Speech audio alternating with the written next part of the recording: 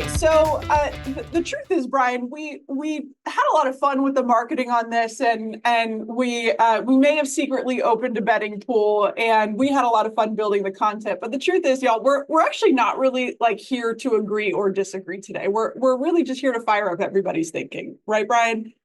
Well, Nikki, no, that's what I told you. I am all in. No, I'm kidding. I'm totally kidding around. The truth of the matter is, with our respective backgrounds, we've both been heavy into the solo world. We've both been heavy into the team world. And so I think we both are pretty fairly educated in these two areas. But today we each spend time in one side or the other. So we'd love to share our perspective. And naturally, there should be a little bit of back and forth, right? For sure. And I have to give Brian credit where credit is due because, Brian, you're really the one who inspired this webinar, for me at least, because when you and I were having a conversation, you were kind enough to come and teach for my group on our weekly development call. And you told a story about someone who I always call it aspiring for someone without their permission. And I'll be very straightforward and admit that it's probably my greatest weakness as a leader, that I continuously will aspire for people without their permission. In other words, I want to drag them along to this big, beautiful life that I've decided for them that they've had no hand in deciding. And I think this can happen a lot in real estate. And this is really what I often come back to when somebody starts to beg the question to us of should I start a team? Should I join a team? Should I be a solo agent? What's right for me? And the truth is there isn't a right answer. And I'd love for you to share that story because I think it's a really important way to start today and for people to understand where we're coming from and this perspective. Yeah, I appreciate that. It's probably a good place to start. I'll give you the abbreviated version because I know we've got a lot to cover. But many months back when we were meeting, Nikki, I was explaining that there was this person in my world, someone I'd hired into my world, who she's phenomenal. She's phenomenal still today, but at that time, tremendous potential from my perspective, very skilled. And someone I looked at and said, you know what? Every once in a while in life and in business, if you've been at it long enough, you come across somebody, you're like, that's someone I need to align with. That's somebody that I'm going to go somewhere far with. This is an empire builder for me. And we got into this business relationship, and sure enough, she dives into the role and she crushes it. Like she's just absolutely crushing it. And it was just as I had dreamed. We all hear about getting business with talent and how it's going to change your world. And like, I'm seeing this progress being made. I'm like, yes, finally, yes. And one day, what seemed to be completely out of the blue, Nikki, she comes to me and says, I don't want to do this anymore. I don't want to be in this role. I don't want to go down this path anymore. And I said, well, what are you talking about? We talked about taking over the world and you were going to be, you were going to build this company and build the next company. Like I had already planned out our next 20 years of business together. And I said, that's what we talked about. That's what we wanted. She said, well, I thought about it and it's not what I want anymore. And my immediate reaction was to start trying to convince her otherwise, like what a mistake this was going to be and how she had so much promise and you can't have this unfulfilled potential. And after I settled down and I really started to separate the emotion from the equation, I started asking better questions. And what I had learned was that she had just concluded that in order to get to where it is that we were talking about us going together, she was going to have to become a different person, live a different life. And she thought she wanted that at one time. But she had concluded, Nikki, that things changed. Her world changed. What she was passionate about changed. What she wanted for her future and the future of her family had changed.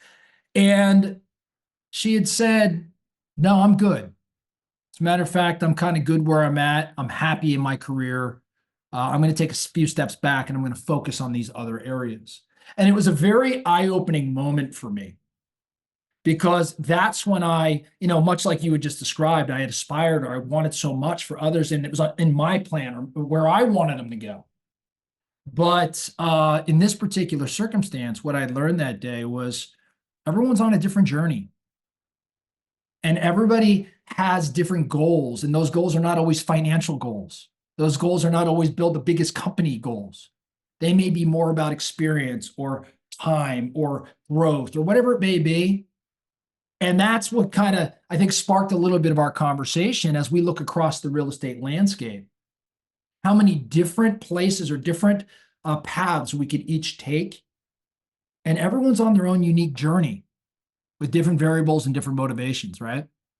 And by the way, I hope what everybody will take from that story, thank you for sharing it, and from today's conversation, is that there isn't a right journey. It's whatever yours is, whatever is appropriate for you, and whatever matches the life that you want to go and live, whatever matches the dream that you have for yourself, because there isn't a right one. And I think often in real estate, especially those that are in growth-oriented environments, which is a great thing, by the way, but we both have seen a number of times, and I'm sure we'll both share stories today about people that we've talked off of one direction or another based off what they told us they wanted. Because in this environment, it's easy to be pressed to strive and drive and drive, but that's not right for everyone. And we see people often burn out or build something that they just loathe because it's just not in line with what they actually wanted. So when we were building the content for today, we both said, well, sure, we can start and get right into the nitty gritty. We can get right into what people do right, what they do wrong, the upsides and downsides, but there's actually a more appropriate place to start, Brian.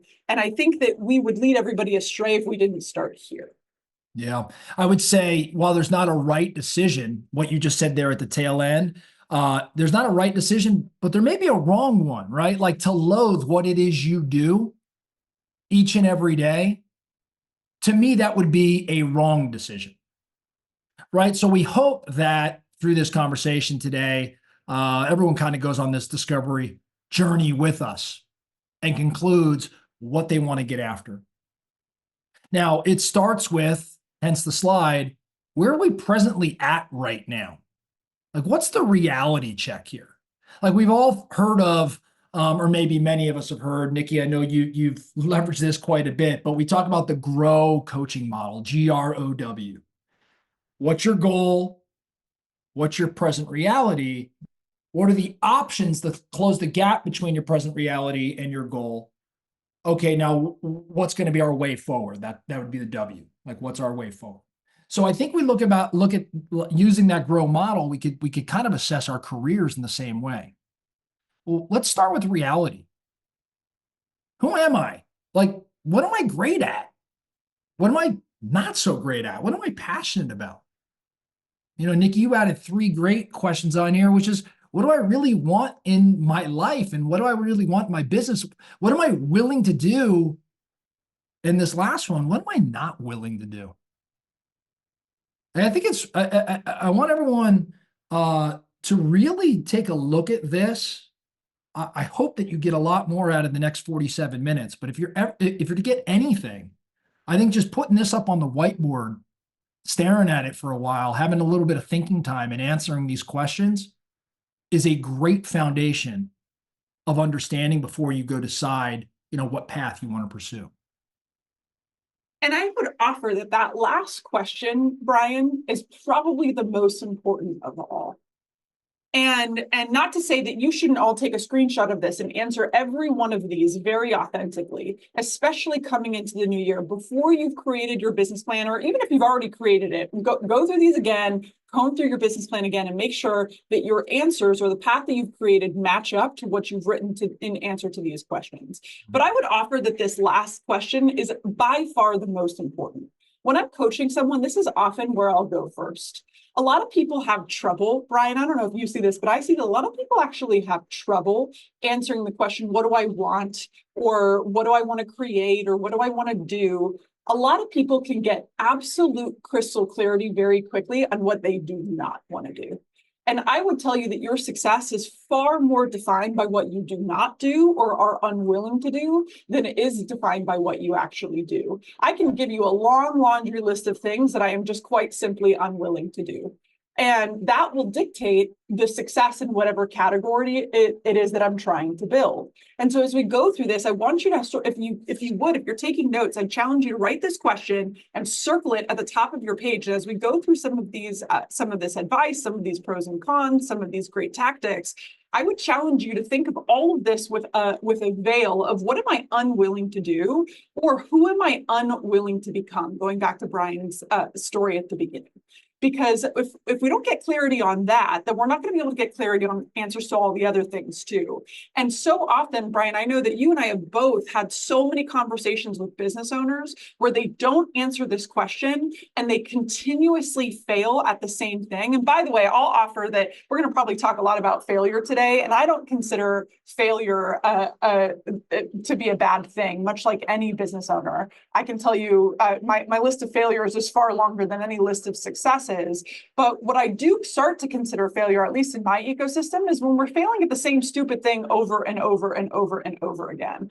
And when I see this with business owners, it's usually because they haven't answered this question. It means that they're trying to do something that they are quite simply unwilling to do. And until we get clarity on that, they're just not going to do so. Yeah, or and this is not meant to be a plug of our respective companies, but if you are not willing to do something, or if you have weaknesses as you work through this, that doesn't mean stop pursuing that path. It just may mean you need to find an alternative option to solving for those various challenges, right? Like if I'm not willing to do X, Y, and Z in my business, maybe I still want to pursue this path, but I have to solve for that via partnership with Nikki or whatever it may be, right? So there's different solutions to these things. And I think that's part of the journey here today. For sure. And what I would offer to everyone is that Brian's exactly right. And you have to ask yourself, let me give a great example that I see often in my ecosystem. We support hundreds of individual agents across the country. That's what we do. We support their businesses at scale. And so often somebody will come to me and they'll say, I'm just completely unwilling to give up control or completely unwilling to let somebody do this. And if I can't coach them out of that, then I'll just simply say, you're just not fit for our organization. If you want to live there, that's okay. You may evolve to the point that you are willing to release a little bit of this control, that you don't want to do it anymore. But if you're not, then that's totally okay. It just means that this isn't an option for you. Again, you're answering the question of what are you unwilling to do. If you're more unwilling to let go of these things than you are to let go and let it not be exactly how you would do it, then you're just not ready for that step. Totally okay. Mm-hmm. Answering some questions so far. Yes, slides will be available after this. All right, should we jump into some pros and cons? Let's do it. Let's talk around these two paths that we spend a lot of our time working on every day. So we'll start with solo agent. And Nikki, you are the master of the solo agent game. Obviously, you've built a company supporting solo agents and building the biggest careers possible, while also allowing them to have the balance and the things that they want to have outside of the office. When you look at the cons, let's talk about the downside, right? And I like to start with the, dare I say, downside. I like to start there. I know you feel the same way because we're big fans of this guy who unfortunately passed a year ago, but his name's Charlie Munger. And Charlie, as many of you know, was Warren Buffett's partner. And Charlie was a brilliant man, absolutely brilliant man. And one of the things that he did better than anybody else in the business game, in the life game, was he leveraged what he called this mental model known as inversion. And simply put, inversion is starting at the end of something and working your way backwards, or maybe asking a question from the opposite side rather than saying, what would it take to be a successful solo agent? Or what are all the great things about being a solo agent? Charlie would ask the question differently. He'd say, what's the downsides to being a solo agent? How would I fail if I were to be a solo agent? So Nikki, I think we ought to start with the cons of being a solo agent. We'll likely do the same thing for teams. Let's start to the downside. As the person that knows this world really well, why don't you share some with us? Well, I think it's so important to cover this too, Brian, because at the end of the day, if anyone ever tries to convince me that something is 100% green light, I'm probably going to be a little bit skeptical. Like there's nothing that you can build that isn't going to have some downside. And I'll often encourage people when they start to admire someone's business or someone's life, if you want to live that life, you have to appreciate that you got to live the whole life. And what I mean by that is that if you want to have that business, then you have to become the type of person that has that business. So what that might mean is that you have to grow to the extent that that person has. You have to do the sacrifices that they have. You have to have the travel schedule they have, whatever it is, right? And so at the end of the day, what we all have to recognize is that nothing is perfect. So Brian and I are certainly going to sell our tails off both ways that we believe in because of who we support. But at the end of the day, we would not be making a great case if we didn't also tell you that there's going to be downside to it too. And at the end of the day, anything that I'm going to talk about today could really be summated by this. It's scalability. That's the biggest downside for a solo agent, because everything that I'm going to cover with you could just be summed up into this one word, that you are limited in what you can create. At the end of the day, there will only be so many transactions that you can do. There's only one of you. There's only so many places that you can go to. There's only so big that your business can get. And here's the biggest challenge of all. When you hit a scalability issue, you will often get bound by the way it's always been done when you hit a ceiling and you can't grow through it. So in other words, what you're actually hearing me say is that you turn your thinking off. This is the way that I've always done it. So you stop looking for ways to innovate and ways to grow. And so what I see often happen, and what's interesting is if you actually look at the data for decades, individual agents, decades that this has been tracked, individual agents have remained at the same average production. Now, I aim to change that in the real estate industry, but individual agents have remained at the same average production, same for decades, even as the number of transactions has fluctuated in the market. But if you watch teams, they've started to follow a J curve. Now, I don't believe that it's because teams are smarter or better. There's certainly ability that they have because of leverage, but I think that the biggest thing that's happened is that individual agents have made decisions about what's possible for them because of their scalability, and then they've turned off their thinking after that, right? And so that, to me, is the biggest one. The next one is constant availability. If everything requires you, you don't have a business, you have a job. If everything requires you, you do not have a business, you have a job. If you don't show up to work, that's not, and it doesn't run, that's not a business, that's a job.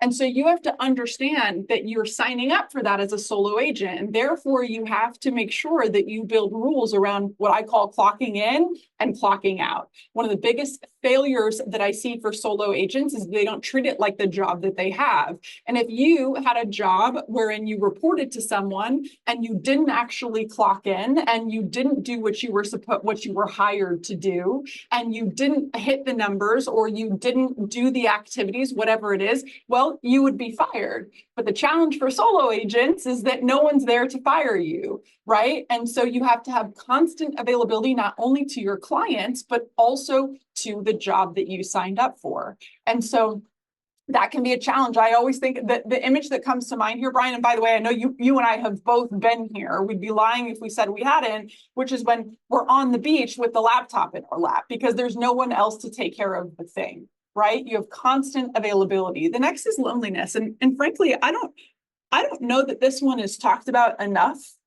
Because this, I think, is a very deep category for solo agents. But I'll tell you that the solo agent is most bound by what I don't call it, it's Jeff Bezos's rule of day one. And if you haven't heard it before, it's this idea that you have to approach your business as if every day was day one. Now, as a solo agent, how did you approach your business at the beginning? You could throw some of it in the chat, but in the interest of speed, I'll give you the answer. We followed up with every lead relentlessly. If you had a pulse and you were thinking about buying or selling real estate, we were talking to you. You were going in our database. We were following up. We were learning at a swift capacity. And yet, as we grow, we stop doing those things. And then solo agents wonder why they get onto the roller coaster of business. It's not just leverage, it's not just time, it's not the market. I think it actually has a lot more to do with we stopped doing the things that made us successful in the first place. We stopped treating our business as if it was day one. And the challenge with that is that that can feel really lonely. Not only are you feeling like you're in your own environment, you're by yourself.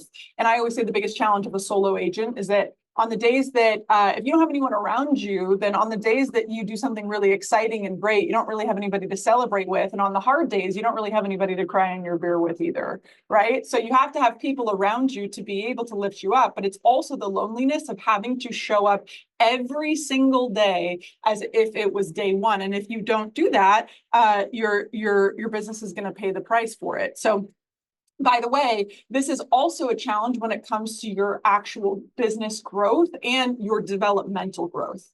And when you don't have people around you who are pushing you, who are giving you perspective, who are pouring into you, who are giving you some groupthink around challenges, it's all up to you. You have to figure out all of it. You have to solve all of it. You have to figure out all of it. You don't have anyone around you to encourage you. That's just really challenging. It's really lonely. I'll tell you, Brian, in our organization, everybody comes to us for the empowerment that we give within their business, for the systems that we provide, for the leverage that we give. But I'll tell you, a lot of people will come to me and say, and after years of being inside our organization, yeah, the support is great, the leverage is great, the business growth has been great, but the greatest thing of all is the community that I have around me because I'm not by myself anymore. And this is huge for solo agents. Next is financial responsibility. And I'll tell you, this is what also keeps a lot of solo agents locked into their ceiling. I understand, as someone who fought this fight for a long time, that it can be really scary to take on financial responsibility when it's all up to you. A lot of people don't have the call it courage or risk appetite to do that.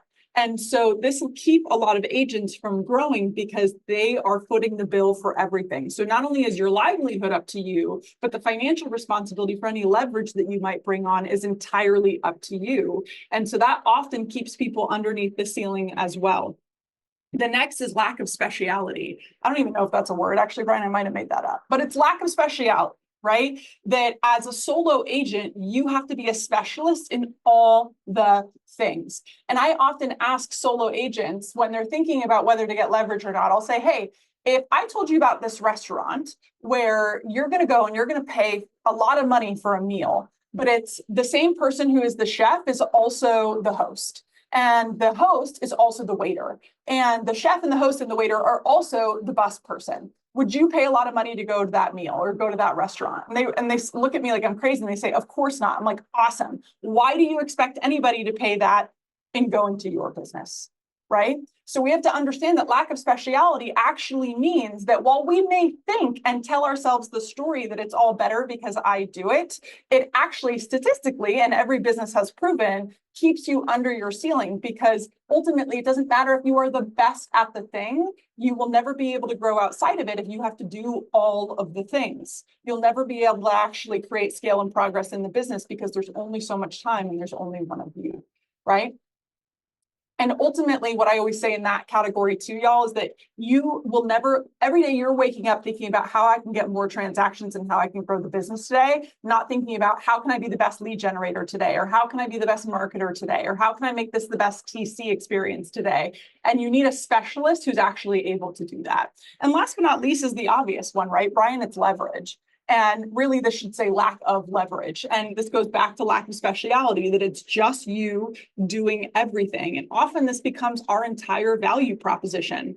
And that can keep us stuck too, right? This can be a great thing, but it can also keep us stuck. It means that you have a strong value proposition in you and you have a lot of control over it, but ultimately it's going to keep you in your ceiling. Is there anything you would add to those, Brian? Anything I missed? No, as you were running through this, it reminded me of one of my favorite movies, Nikki, 8 Mile, where Eminem, aka B Rabbit, gets up at the very end, and any of my 8 Mile fans in the chat, make sure you mention something here. But he gets up there. I don't know if you remember the final scene, Nikki, but what does he do when he raps? And he goes first, right? and he says everything that's wrong in his life, puts it all out there for the audience to hear, and leaves his competition then standing with the mic in his hand with nothing to actually say. And so as you are running through all the cons of being a solo agent, and will you pull that back up real quick? As you run through all of these things, if we were really in a debate, this would be my list. This would, I'd say, well, Nikki, if you're going to be a solo agent, you can't scale. You're always on. You're probably going to be lonely. You have no leverage. You got to own every transaction, all the GCI, and you're not specializing. And you, I think, would say, hey, yeah, these are the real cons of being a solo agent. So if you don't solve for these things in some way, the solo agent path is probably not the right one for you. You know, you should strongly consider being part of a team. Yeah. Frankly, I think if you're going to build a team, you need to experience this first before you make the decision to go help others get through it. Also, Brian, can I make a completely unrelated anecdotal comment? Please. I found out that my son, whose name is Marshall, was born on Eminem's birthday. And I just think it's the coolest thing ever. No correlation whatsoever. I did not know it was Eminem's birthday. Our doctor told us. He's like, oh, did you name him that because it's Eminem's birthday? I was like, no way. So now he's just officially the coolest ever. Not that I'm biased. All right, let's talk about teams. So Brian, you spend time with hundreds of the top teams in the country. I'm sure soon to be beyond that. And I want to know, what are some of the cons of building or running a team? Because I think that a lot of people are probably on this webinar thinking to themselves, they're at a pivot point of which way do I go, right? Do I build the team? Do I shut down the team? Do I grow the team? What should I do? So let's talk through some of the cons of that. Yeah, I'm going to tell you all the reasons why team building's not for you. Okay, and the similar B-Rabbit versus Papa Doc style, all the reasons why you don't want to go build a team. Number one, it's the different skill set required. Here's the reality, okay? As you're building a team, or when you're building a team, you have to develop an entirely different skill set and focus on developing that throughout the course of running and building that team. In other words, what made you a highly successful solo agent is not necessarily the same thing that's going to make you a very successful team owner. Because you can sell a lot of real estate does not make you a great leader. There are characteristics that overlap, but if you're unwilling, or you just don't have the passion or desire to become a leader, practice leadership, get repetitions in leadership, then building a team's not for you. You know, for a lot of people I'll talk to that are building teams and are struggling, I'll say to them, hey, Nikki, if you went into a listing presentation right now, what kind of confidence would you have? And you'd say, through the roof. And I'd say, well, why is that? And you'd say, well, because I'm the best at what I do. And I said, well, why are you the best at what you do? And you say, well, because I've done this hundreds of times, thousands of times. I've been in all these family rooms, these living rooms. You have a ton of reps. Now, could you say the same about one-on-one coaching conversations with agents? See, lots of team owners are like, or those aspiring to build teams, I'm not very good at coaching agents. I don't believe that. I believe you just haven't committed to developing the skill set that is learning to coach and influence the thinking, i.e. leadership. So if you don't want to develop different skill set beyond your sales specialty, building a team is probably not for you, which kind of leads us to the next con of building a team. You've got to win through everybody else. You've got to win through everybody else. If you're running a team and you're still the vast majority of that team's production, if not all of it, well, you're not quite there yet. You haven't built a team. You've built a model where you're standing in the center and there's a bunch of spokes coming from you, but you don't actually have a team. Until you start winning through others, the team does not exist. Now, that's a con. Why is that a con? Well, because for many, That's a lot of stress. That's a lot of strain. Like as a solo agent, one thing I used to love that I could do, and I think Nikki, you did the same. Uh, I showed up in the office every morning, and whatever effort I put in dictated the result I was going to get. Yep. If I wanted to make 100 phone calls to my database, I knew exactly what the output was going to end up being because I had data and I could try. I knew what I put in, I was going to get out. Now, when you run a team, you can't just show up and turn things on a dime that day, unless you're going to literally start, you know, doing the production, which is only going to be at a small scale relative to what the team should be doing. You can't just turn things. You have to win through your agents. You've got to win through your operation staff. You've got to win again through leadership.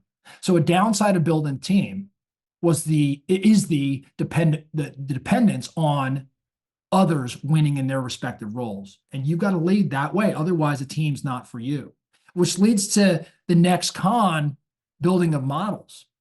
If you're going to run, and forget about real estate teams for a moment, if you're going to build a big business, that business is going to be dependent not just on the people and the output of those people, but the models and the systems that you create, implement, hold accountable, execute around. So in other words, if you're not a model builder, or if you're not capable or passionate about ripping off and duplicating, and you like you're not excited about this sort of thing, well, building a team's not for you. Now, mind you, like I was saying about Nikki's list of cons for the solo agent, you may not want to change your skill set. You may not want to have success through others. You may not want to build models. Okay. I'm not saying that totally takes away from building a team. You just have to go solve for these areas of deficiency or areas where you lack passion. So back to the building models, maybe you're not an excellent model builder. It doesn't excuse you from getting better at these things, but maybe you've got to think in terms of who versus what or how. Like, who do I need to align with in terms of building of models?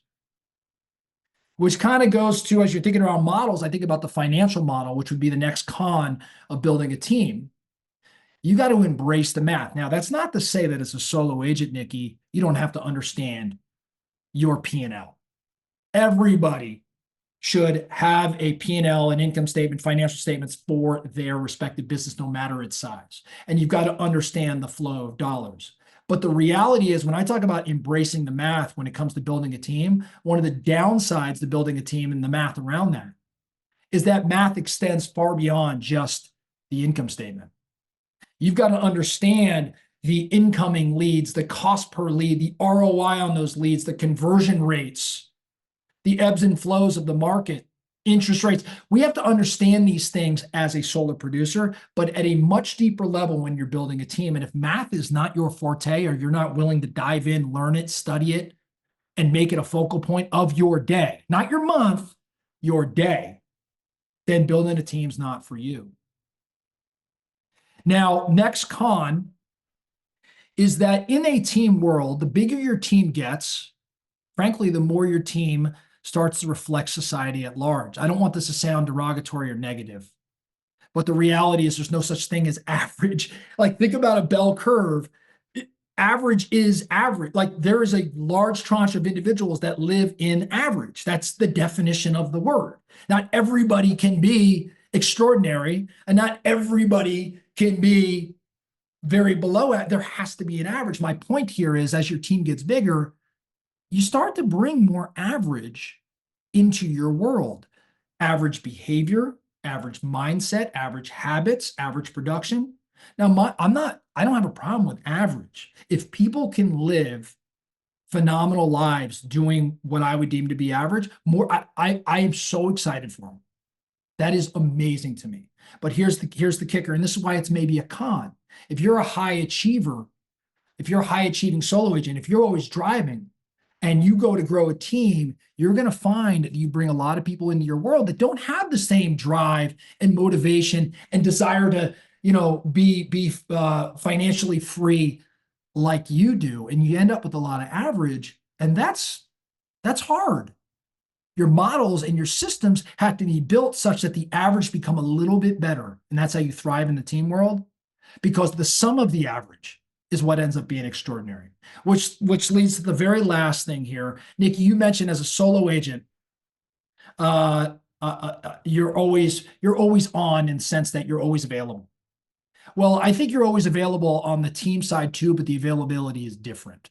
You're available not necessarily to clients, though of course you have clients, but not to the same extent maybe a solo agent is, but you're always on for all of your people. And what do I mean by that? I don't just mean their calls coming in or their texts coming in. I mean, when you walk in the office, you can't have a piss poor attitude. Like you can't have lack of energy. You've got to model behavior nonstop. You are always on. And so if you don't thrive in that sort of world, if that's not you, if you can't show up and be the person you need to be, building a team might not be for you. Now, we've gone through the cons of building a team and the cons of being a solo agent. There are some pros to each of these respective areas too, right, Nikki? I know. I have a feeling if we were in a room right now, Brian, that the energy would probably be coming a little bit low. So let's bring it back up. So you did such a great job, and we both kind of went through. I call the dark side. So let's bring it back to the light. But I do want to I want to ask you something that you said, because I think this carries through everything that we're talking about today. Specifically, I'll use the example of you talking about the math, right? And a lot of people will say, like, I'm just not good at math, or I just don't understand it. And I'm going to go back to the example that you used of you get confidence by doing the thing, right? And most people aren't good at math or don't understand their P&L because you literally have never taken the time to look at it. You've never taken a class on it. You never read a book on it. You never taken the time to learn about it. So it's unlikely that you're not good at it. I tell people often, like, you can't not be good at math. There's always an answer. It's like literally the best category. What you're not doing is spending time on it. So you don't understand it. So it's not that you're not good at it. It's that you're illiterate at it. And you haven't learned to read yet. So you need to spend some time learning to read. You need to spend some time learning about it. And by the way, this goes for every category of what we're talking about. So if you have that voice in the back of your head saying, oh, I'm not good at that, or I don't understand that, probably unlikely. You just haven't had any reps at it. So any of these things you can learn and become good at. The question we'll go back to is, are you willing, right? Mm-hmm. Love it. So there's upside to being solo agent, Nikki. Why don't you run us through, like, why, if I'm here today and I'm looking at these different paths I could take, I could be a solo agent, I could join a team, I could go build a team. Why should I be solo? this is when I get to sell. I'm pretty excited about this one. So this is the most important. There's a really famous study. If you guys read a book called The Oz Principle, it's really about like building workplace culture. But this is one of the most interesting studies to me, and I've taken this with me through my entire career. They did it's a company that focuses a lot on building and studying culture within organizations, which is already not my favorite thing to talk about because I feel like it's a little bit woo-woo and no one can really tell me what it means.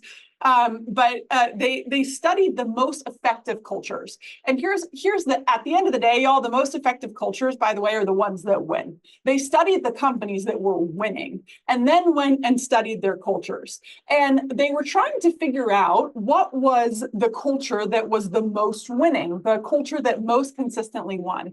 And they had a lot of hypotheses. They thought it would be communication or teamwork or collaboration or any of the things that people say they want in a culture. But there was one that stood out amongst everybody, and it was agility. It was the companies that were the most agile that won. And this is, to me, the greatest strength of a solo agent. And the data shows us this too. So when the market goes well, i.e. when we're on an upswing in the real estate market, yes, teams can grow faster because they already have scale around them, right? They've got people, and therefore they can typically add transactions quicker than a solo agent could. But on the other side, when the market goes downward, when the market is challenging, like it's been for most the last couple of years, it's solo agents that thrive because they're the most nimble. They can be the most agile. They have the ability to pivot and change quickly because they don't have the number of people, they don't have the number of they don't have the overhead, and therefore they can change their strategy, their tactic, their market, whatever it is, fast. And this is a gift in business. The bigger you are, the harder it is to turn. Think about the difference between turning a cruise ship versus a speedboat. This is a great strength for an individual agent. The next is brand continuity. I can tell you this was one of the biggest things that gave me anxiety when I was growing a team. I didn't like the idea that there was a bunch of people out there that were not me with my name on their back. It just gave me a lot of stress. We don't know how those people are going to show up. We don't have any control over that. We don't have any control over the person who decided to wear your team's shirt today and decided to have a bad day on the same day. And so when it's all up to you, there's continuous brand continuity. It's always you. You know how you show up. You get to control that, and you don't have to worry about somebody else having an effect on that. The next is price point and profitability. This, again, really feeds into agility, right? When you have less overhead, you are therefore more profitable. You also have you have to do less work for equal or more money. In other words, you don't have to do as many transactions and your price points tend to be higher. One of the biggest challenges of teams is that a small team is, Brian, you can correct me later if I'm wrong on this, but a small team is a slow death. It's the most dangerous time for a team when they're in the early stages of building, because typically the team leader is working doubly as hard as they did as an individual agent and making equal as much money or less. And so as an individual agent, you are typically at a higher price point because teams have to do more transactions because they have more people to feed. And they also have to have more transactions in order to hit their P&L that they're trying to hit, in order to hit the profit margin that they're trying to hit. It's not a choice for them whether they grow or not. They have to do the transactions. Therefore, their average price points tend to be lower. So you can increase your price point, and you also tend to have higher profitability because you just don't have as much overhead, right? You have to do less transactions to make equally or more money.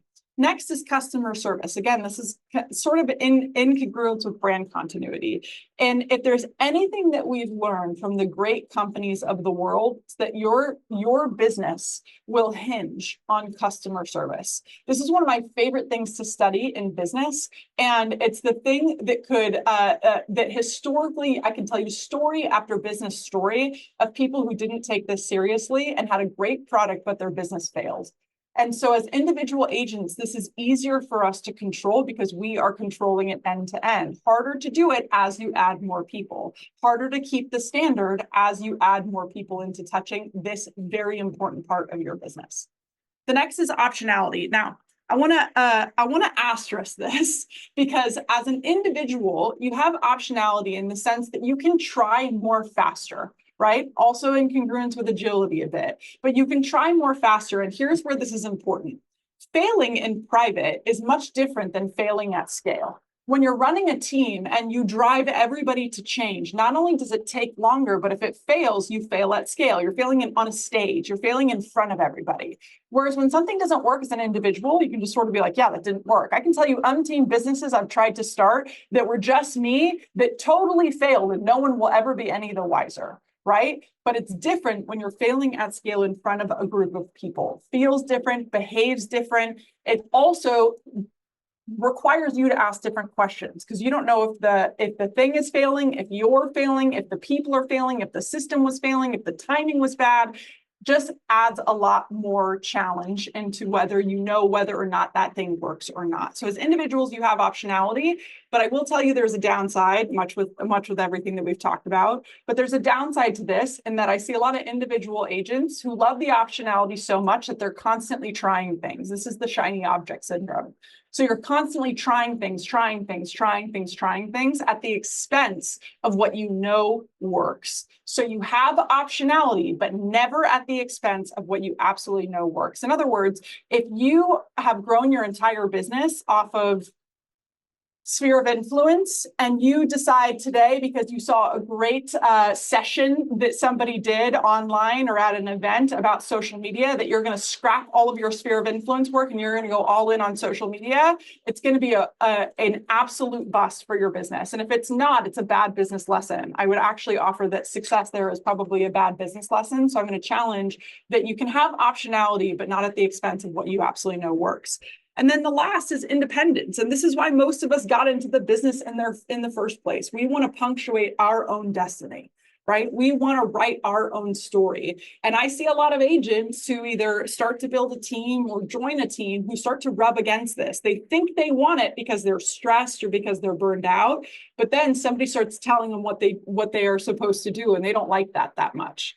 Again, the downside to this is that it's up to you. As I always tell people, the good news is you get to decide, and the bad news is you get to decide. So you don't have anybody to blame it on either if something doesn't work or if your business is in the trenches. Ultimately, it's up to you. But that, like I said, gives you a little bit more control, and also is probably why you showed up here in the first place to this entrepreneurship journey. Anything you'd add, Brian?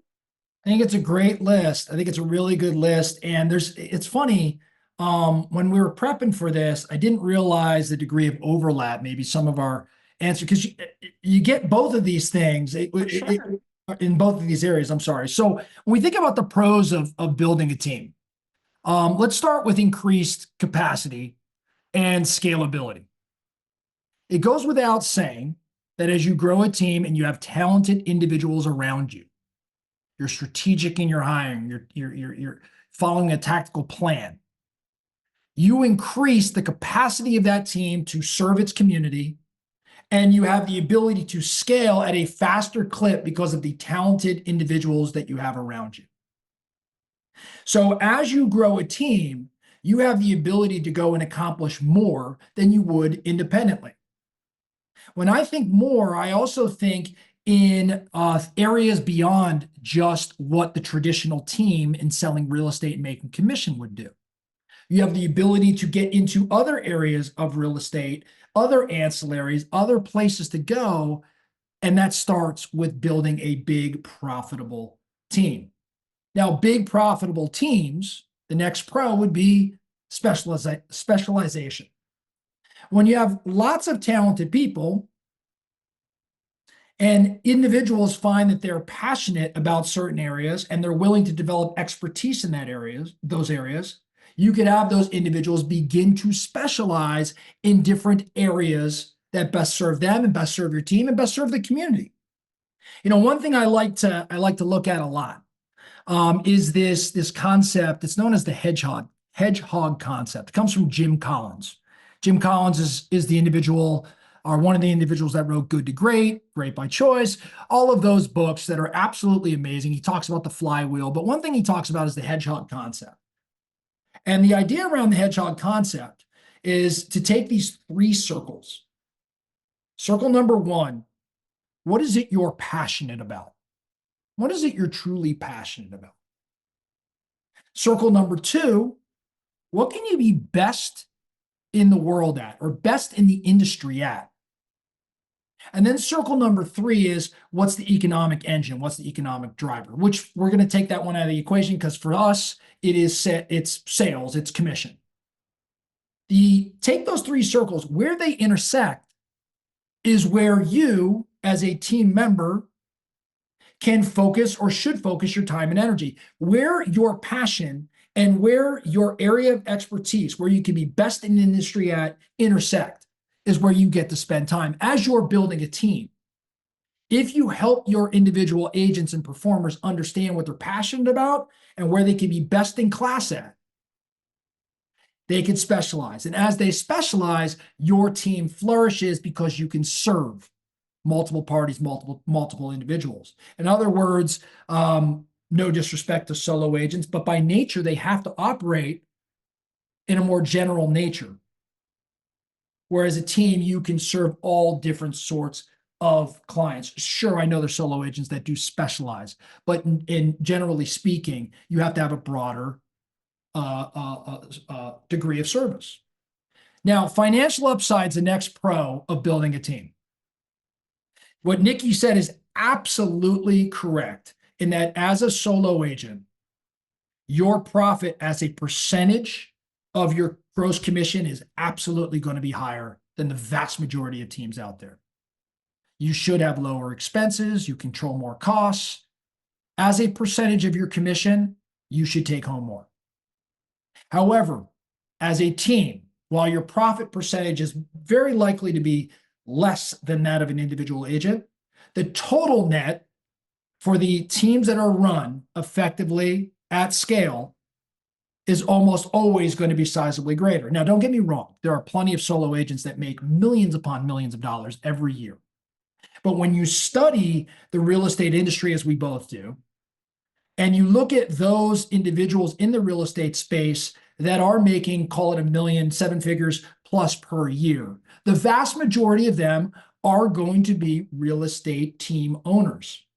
If you looked at their P&L, what you're going to find is that they're making 25, 30, 35% of the gross commission versus maybe 60 or 70 or even 80% as a solo agent. But the total net number is going to be substantially greater. So the financial upside to building a team, the data would say, is much greater than any other path in the real estate game. Let's go to work-life balance, though, because that's the next pro of building a team. I'm going to share work-life balance here real quick by talking about, of all people, my father-in-law, Nikki. So I just went on vacation with my in-laws, who I love. I love them. I was just about to say, this isn't that kind of webinar, Brian. I am so lucky that I have awesome in-laws. I really, truly do. My father-in-law is a dentist. And my father-in-law, I could talk to about anything. And I love talking to him about anything, except one area. I really don't love talking about business with him. And I don't love talking about business with him because the reality is, and I don't want this to sound negative, it's just the truth. He doesn't run a business, he runs a practice. Because when he leaves to go on vacation with my family, my wife, my kids, and me, and my mother-in-law, that practice of his ceases to create revenue. There's nobody else there driving. When he goes away, he gives his staff, his couple staff members, they have to take vacation at the same time because there isn't revenue coming in. My point here is while he lives a great life, the reality is his balance is kind of non-existent between work and life. In other words, it's work or it's life. There isn't two things that coexist in his environment. And with respect to a team, for those that are running teams in the right way, effective, efficient, profitable, that team owner that was responsible for picking up that phone and driving all business as they scale is less responsible for doing things like that and has the ability to go do different things in their world. What I found, again, for the best teams, if you're running an underperforming team, there isn't work-life balance. But when you hit stride and you do it the right way, you start to find that you can focus on your passion and the areas in which you can potentially be best in the industry. The very last thing, the pro to building a team, I think is just impact overall, which I'm going to use in a broad sense.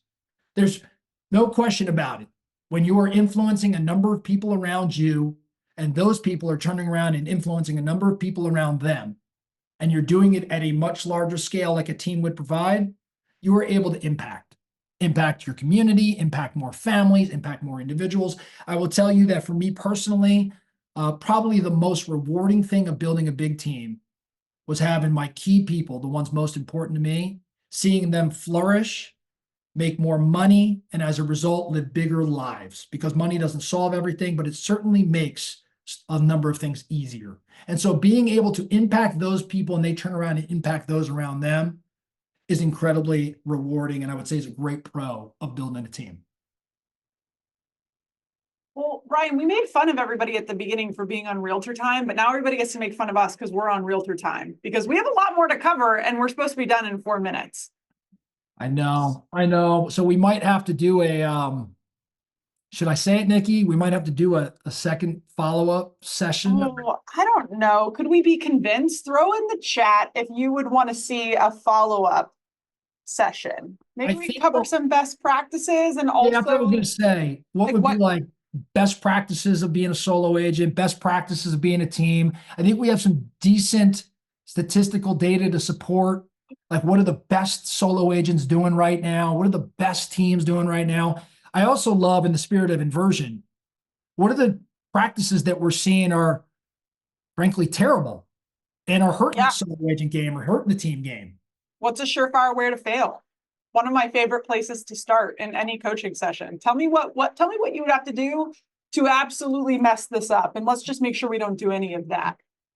Looks like we got a big group that wants a follow-up. So we'll stay on for a little bit longer. Brian, you have to take some questions. And then we have a little survey that we'd love for you to take if we are going to do a follow-up so that we can make sure that it's exactly what you want it to be. So I'm going to get through all this fairly quickly. We had this plan for you. But take this, go ahead and scan this QR code. I think our team's going to throw it in the chat as well.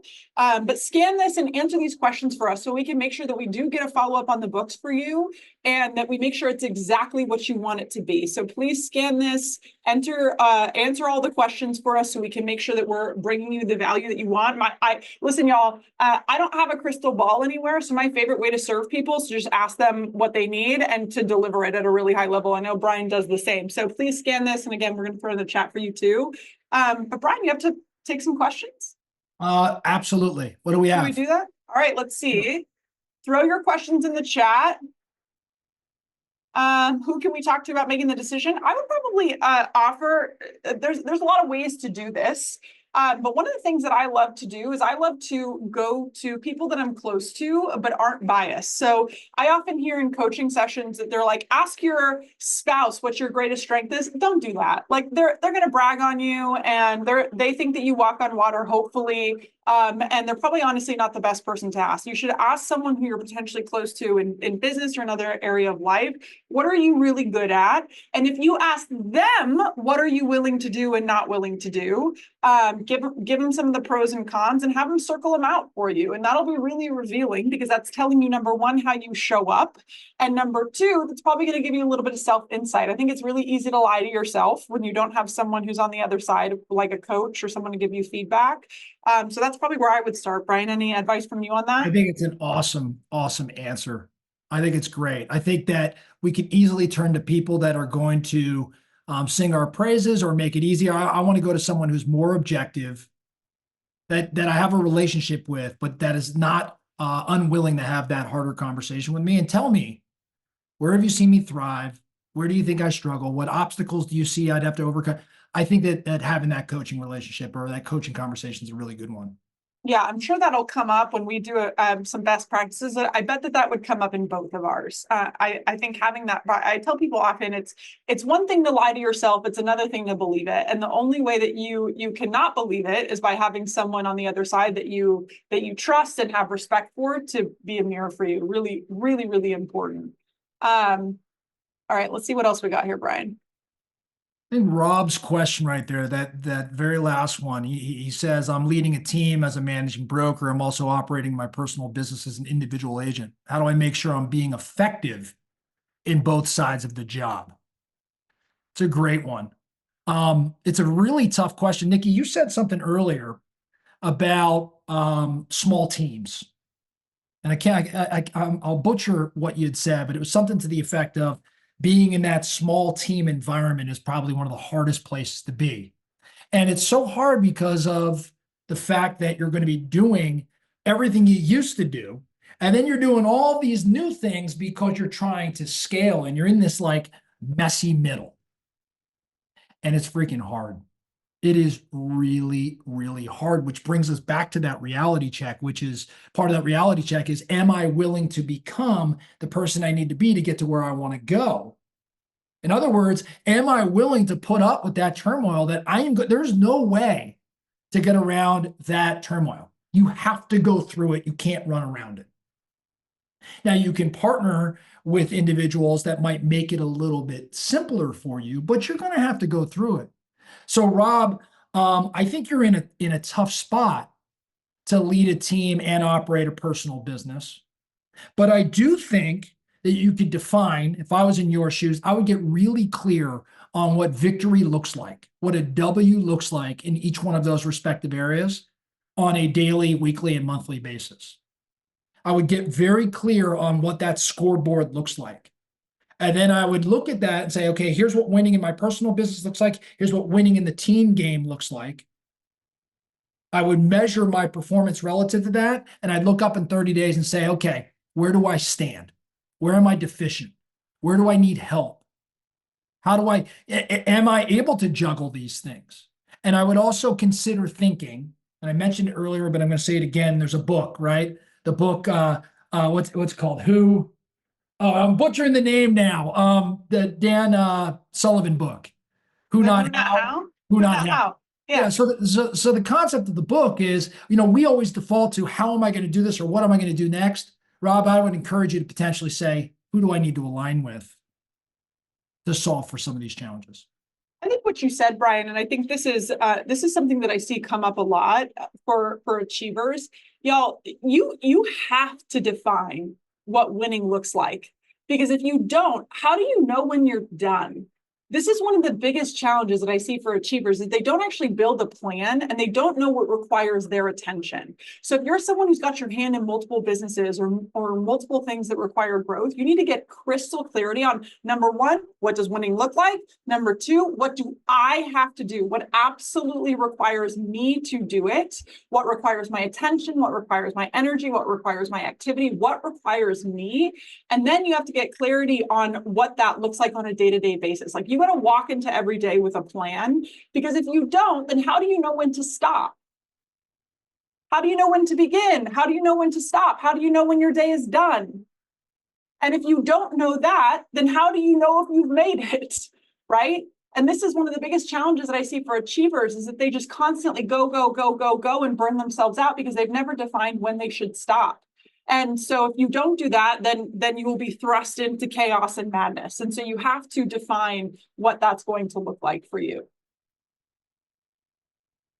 Is there a percentage, and is there an average net profit percentage for a team P&L? Just curious if anyone shoots for a good net profit percentage on team side. What do you guys advise? Yeah, I'll tell you. There's forget about your brokerage affiliation. There is a book we're all familiar with called MREA, Millionaire Real Estate Agent book. And in that book, it's going to quote 40%. I would tell you 40% as net profit for a team is very aspirational. There are absolutely teams that do it. I would tell you that our target for best in class, based on not just internally, but the industry at large, is 30%. If you can get a team in most markets to a 30% plus profitability, you are doing well. 30% net, you're doing well. Now, for those markets with extraordinarily high price points, I'm going to give you a different answer. But 98% of markets out there, 30% is going to be a very solid target for your team. And I would tell you on the individual side, not that anybody asked, but I'll tell you what we advise. You typically should be looking between 55 to 65%. And some of you might be thinking, well, why isn't it higher? If it's higher, I have concerns about the investment you're putting back into your business.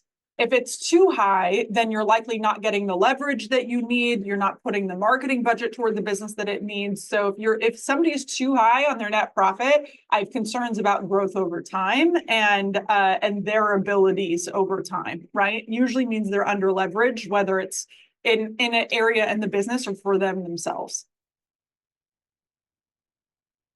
All right, y'all. So it sounds like we're going to be doing another one of these. It sounds like we are, yes. So we'll get back to everybody about when that's going to be. Unless you're not planning on any more kids anytime soon, right? That's going to be a hard no for me, Brian. I'm sure everybody on this was very interested in my family building journey, but I will say anecdotally, the Dodgers won a World Series every year I had a child. So I told all my other Dodger friends, we're going to have to figure out another way for them to win because this is it for me. But my kids are very good luck, evidently. That's great. Well, the Arizona Cardinals have never won a Super Bowl when I had a child, and so I might maybe we got to change something up here. I was going to say we gotta figure out another way to win, Brian. This isn't working out for either of us. Yeah, if I want a football team to win, I got to move from Arizona. That's what I need to do. That's exactly what you need to do. No. Hey, LA is a nice place to be. All right, y'all, make sure that you fill out that link. We're going to send it out to everybody as well, but our team put it in the chat, so please fill that out. That'll help us to serve you better. We'll get everybody an update about when this is going to be. Above all, thanks, Brian. Thanks for doing this with me. Oh, thank you. I loved it. Here's to the next one. Let's do it. See everybody next time. Yeah.